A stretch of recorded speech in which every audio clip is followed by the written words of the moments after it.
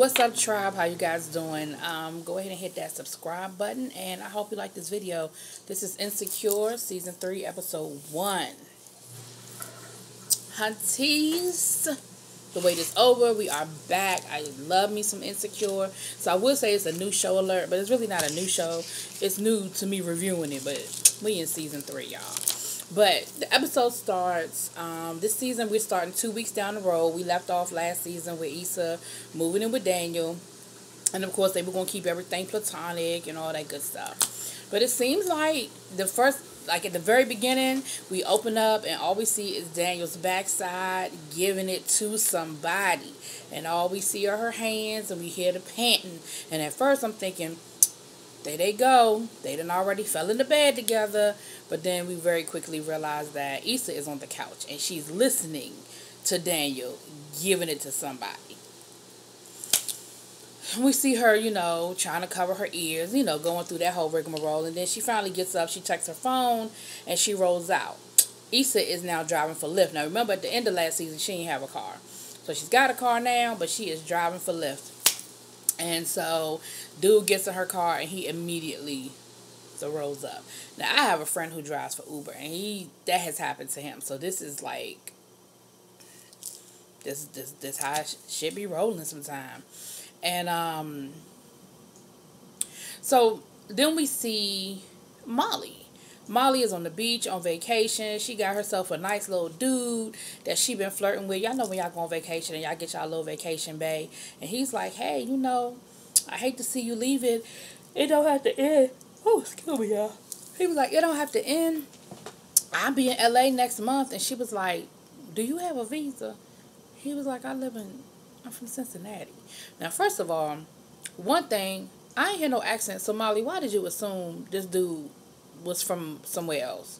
2, I get it that y'all probably been getting it in for the last how long you been on this vacation, but y'all didn't have no personal conversations that you ain't know he was from Cincinnati? Really? Molly? Really? Anyway, so when we see the next day, we see Issa talking to Daniel, and she was like, you knew I was home last night. Like, basically, you knew I could hear you getting it in. And he was like, yeah. And? He didn't say that, but his face was like, and? Issa was like, all right, then. All right. So then we see Issa at work. And again, remember at the end of last season, Issa's life was falling apart. So she ain't had no car because she had gotten into the accident.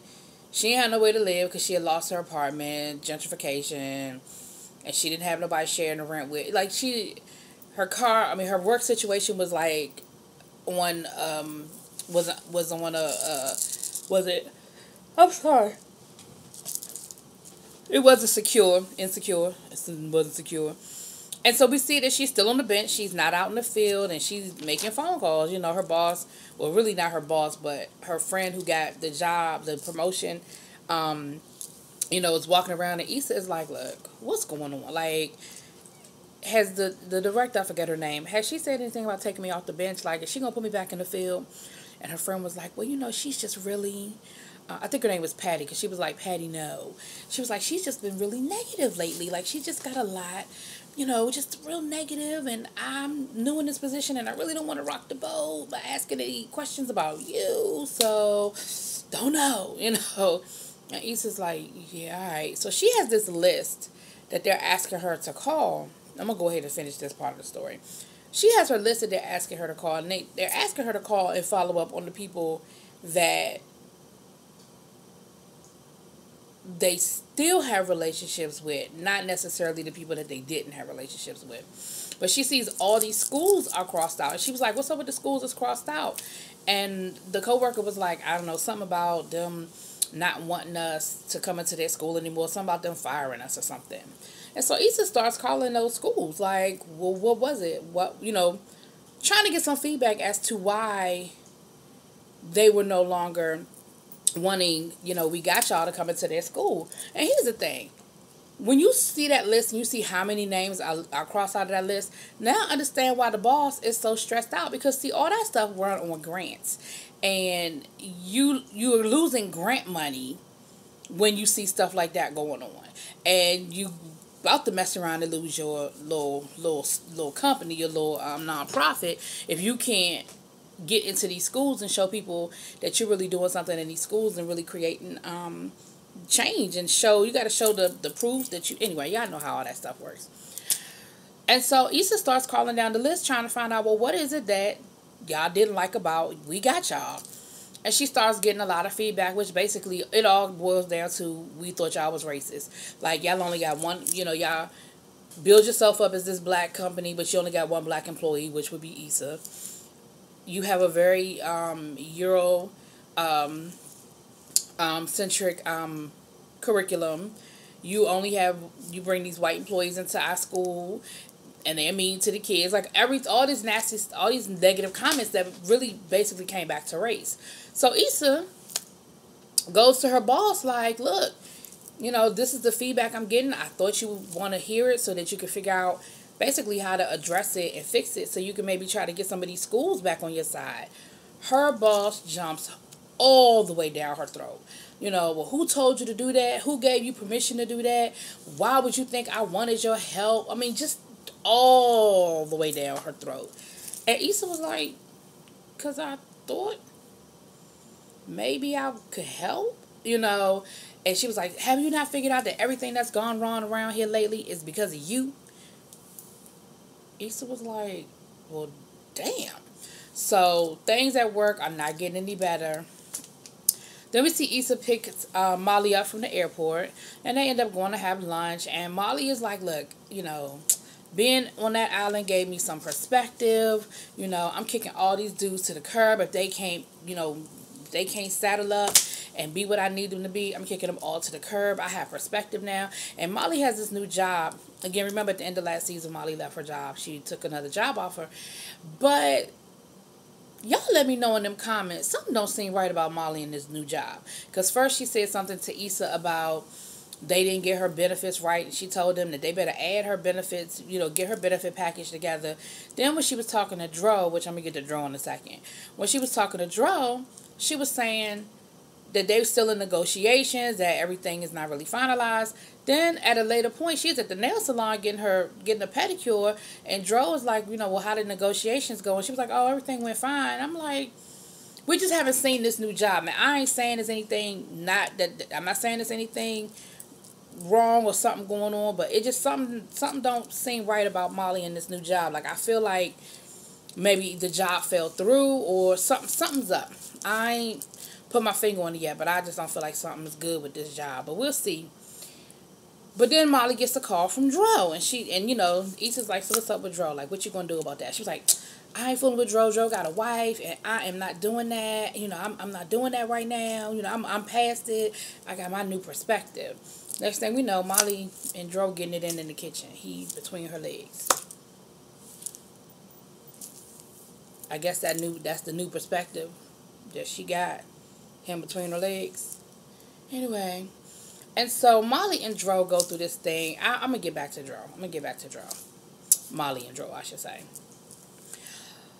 Oh, Daniel and Issa. This about to be a bigger mess than her. And oh boy. But Daniel goes over to his sister's house to go get get his guitar out the closet. And his sister is like, yo, so he asked her to babysit, like if he could keep the daughter. And he was like, nah, Issa's still on my couch. And she was like, really? What's up with that? And he was like, I mean, it's only been about 2 weeks. And she was like, and how much longer? He was like, maybe about 2 more weeks. And she was like, and Vanessa's cool with that? So obviously Daniel has a girlfriend named Vanessa. And he was like, I mean, she understands that it's all like that. And she was like, He said, what's that mean? And she was like, all I'm saying is, Issa could have stayed anyway, but she chose to stay there with you. Why do you think that is? And he was like, man, Issa ain't nothing going on between us. Like, it ain't nothing there. Like, we good. And she was like, really? Are you sure Issa know? Like, you sure you done with that? So that get Daniel, get him to thinking or whatever. So then we see Issa, well, we saw Daniel in the studio with some no-hit wonder singer with some plastic pants on and his boy, and you see Daniel is just so uninterested, like, you keep bringing me these no talent women, like, what's up? And he was like, man, Don't worry about it. You know, it's gonna pay off. It's gonna pay off. And he was like, how is this gonna pay off? Like, the girl was horrible. Like, she couldn't sing. She wasn't even singing into the mic. She kept turning away from the mic. She in the booth dancing, like doing them old Janet Jackson moves. Like, it was hilarious, right? But you see that Daniel is just like irritated with the whole situation. So we see him back at the house. He done had a couple of drinks. He's working on some new music or what have you. And Issa comes home. And, you know, Issa's being her awkward self, you know. And she pours a drink, and they get to talking and laughing or whatever. And Daniel leans over to kiss her. And Issa's like, whoa, whoa, whoa, I don't really think we should do that. And he's like, what the fuck? So then you see him have this conversation with her, basically saying the same thing his sister said to him, like, why are you here? I mean, you could have stayed anywhere. Why did you choose to stay here? And Issa was like, because you close to my job. Like, he was like, she said, well, you know, we were friends, and I thought at the end of everything, we were always friends first. Like, yeah, other stuff came in the way, but at the end of the day, we were always friends, and I just thought that, you know, as my friend, you have my back. And he was like, I got your back, but, you know, something just ain't settling right. You know what I mean? And he kind of walks away from her. He walks off from her, what have you. We'll come back to them. So, Molly. Let's get back to Molly and Dro. So, Molly and Dro. Molly tells Dro, look, after they have sex, they sleep together. He spends the night. He's talking about making her some buttermilk pancakes. And his wife calls. And because remember, he was clear with her that they have an open marriage and all of that. So he answered the phone in front of, her and had a conversation with his wife, I mean, he had no long conversation, but he was like, all right, yeah, I'm still in LA. Yeah, I'll call you later. That kind of thing. So when he gets off the phone, Molly was like, look, either we're going to be friends and that's it, or we going to just have sex and not be friends. She said, because I can't do the middle.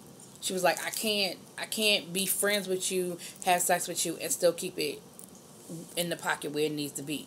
And he was like, okay, so basically, if we gonna be just friends, we ain't having sex no more. Is that what you're saying? Or we can have sex, but we ain't gonna be friends. She was like, pretty much, yeah. He said, okay, well, I'll take the sex, Alex, for 100. And so they supposed to just be friends. So like I told y'all before, he called her at the nail salon about how the negotiations go for, because she told him she was solidifying some negotiations for the new job and everything would be everything. So she told him it went well. He was like, all right, well, let's go and celebrate. Let's go out to whatever the name of the restaurant is and let's celebrate. And she was like, see, that's what I'm talking about. She was like, friends don't go out to eat. He was like, come on, we could celebrate. Like, I mean, she was saying, people that just have sex, they don't go out to eat. He was like, but we got to eat though, right? Because Dro is not really trying to do this compromise. He just said what she wanted to hear, for real, for real. So,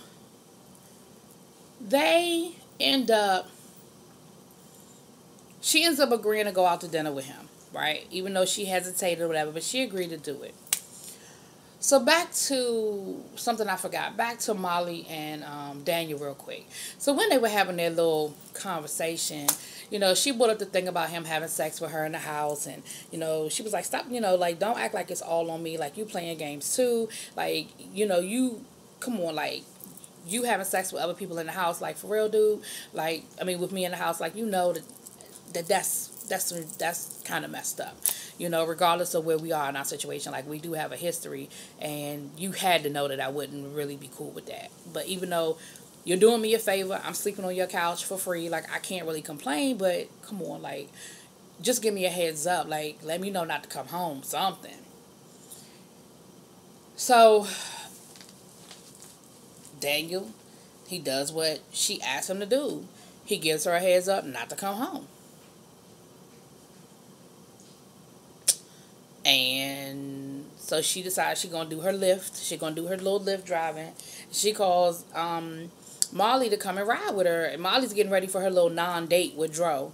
And she was like, look, just come and ride with me for a couple of hours. I need to get out the house for a little while. But I really don't want to go by myself. I kind of want to just, she was like, we can make it a party Lyft. How Issa be trying to talk shit up. So Molly was like, this how you know Molly and Issa just really good friends. Because Molly was like, all right, I'll ride with you for a little while, but I got something to do later on. Issa was like, all right, cool, we'll be back. I'll get you back. So they go riding in the lift. They pick up one ride. Dude, real nice looking guy, light skinned dude. And they picking him up by the Staples Center. And she's like, you could tell he's not from LA because he was like, how long? And she was like, about 30 minutes. He was like, 30 minutes to go 4 miles. He was like, oh, I hate LA traffic. Like, everything was LA, LA, LA, LA, LA. LA women, LA traffic, LA this, LA that. So wherever he's from, it is clearly not LA. So they get the ride or whatever. She got her little Capri Suns and her little complimentary candy and all of that. She good. She ready for her 5-star rating, right? So while they're out, clearly dude didn't get a what is it when you get an Uber and you by yourself, or Lyft, whatever, and you by yourself? Like, it's not a carpool situation. Because she goes, well, her first ride was a couple of girls going to the club. But then her second ride was this dude. And then her third ride, while she still has dude in the car, she gets a call for another dude, to go pick up another ride. And he, he was like, go ahead. I think his name was Carlton. He was like, go ahead. We cool. They're flirting a little bit. Like, it's a little flirty. You could see. And she was like, it's cool. He was like, it's cool. I got time. Go ahead and get your other ride. Like, make your money. I ain't mad at you. So they pick him up, and he's like a big old grizzly dude, He like, oh, yeah, it's a party lift. Oh, okay, cool. She offered him the Capri Suns. He was like, oh, this the only flavor you got? You don't have no other flavors? Oh, all right, well, all right then. Just give me 2 of them. Dude, you already see the dude is going to be on some other shit. So he take out his little blunt. He roll his little weed up, and he's smoking. And Molly was like, yo, Issa, get your boy. Issa was like, oh, she looks in the rearview mirror. She said, he about to light up. And she was like, oh, sir, I'm sorry. We don't do that in here. We're not going to do that in here. And dude was like, well, you said it's a party. What's up? And he lights it up anyway and proceeds to smoke. Carlton was like, yo, my man, she asked you not to light that up in here. Dude was like, whatever, these bitches said it's a party. They was like, oh, so we bitches now. Next thing you know, old boy takes the blunt from dude. Carlton takes the blunt from dude, takes it, throws it out the window. They get to fighting in the back of Issa's daggone car. Issa screaming, swerving on the road. She finally pulls over. She finally, gets the car pulled over and is trying to get them out the car. Carlton jumps out the car and runs off. She was like, yo, you can't leave me here. He was like, look, I can't do this. So I don't know if he got warrants. I don't know what the situation is, but he ran off like, I can't do this. They look in the back seat. He done whooped old boy ass. Issa was like, is he good? Molly was like, I don't think he good.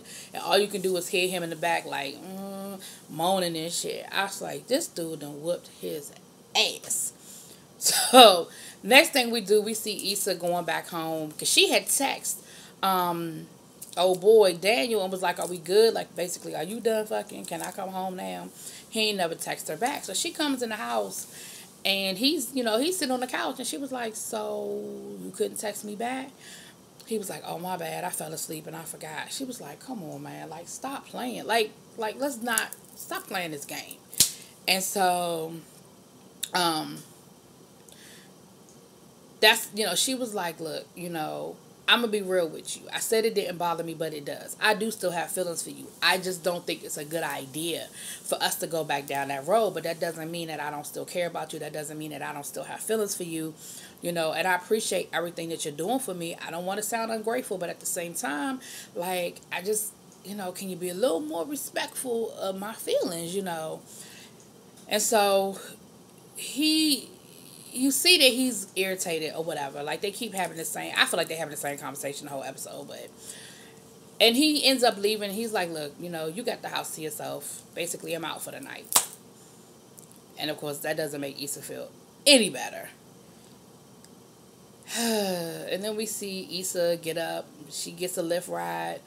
She gets up and she rolls out to go do another Lyft. On the other side of town, we see Molly and Dro. She, told Dro, she basically told Dro that her. I think he it sounded like she told Dro that her and Issa got into a fight. Because he was like, you and Issa was fighting. He was like, y'all two, man. And so, they got to joking or whatever. And they kissed for a minute. And then, but what happened was he had let himself in with her key. So she was like, so we just letting ourselves in now? Like, that's what we doing? And he was like, yeah, I mean, you ain't answer the door. So, I just came on up. Like, I ain't think it was a problem. And so she was like, yeah, so can I get my key back? He was like, what's the problem? Like, are you serious? She said, yeah, I'm serious. Can I get my key back? And he was like, why? Like, why? She was like, because I want my key back. Like, so they get into a little argument, and she says, maybe this is cool for you and your wife, but I just can't do this. And he was like, yo, don't talk about me and my wife's situation just because you can't handle it. Like, he kind of came at her a little bit. So she was like, oh, okay. He was like, so you tell me what it is you want. She was like, right now, I want my key. So he gives her the key, and he was like, you know what? I think I'm going to go. And she says, you know what? I think that's a good idea. And you can see the look on his face, like he didn't expect her to say that. Like, I think he expected her to be like, well, no, you don't have to go, or that's not. He was like, oh, all right then. And so that was that. So we'll see where the whole Dro situation is going with Molly, the Issa Daniel situation. Like, it's a mess, y'all. It is a mess already. First episode. But y'all tell me what y'all think was going on with Molly in this job situation, because I think it's a little bit more going on with that than what we getting. Y'all let me know. Drop it in them comments. Peace.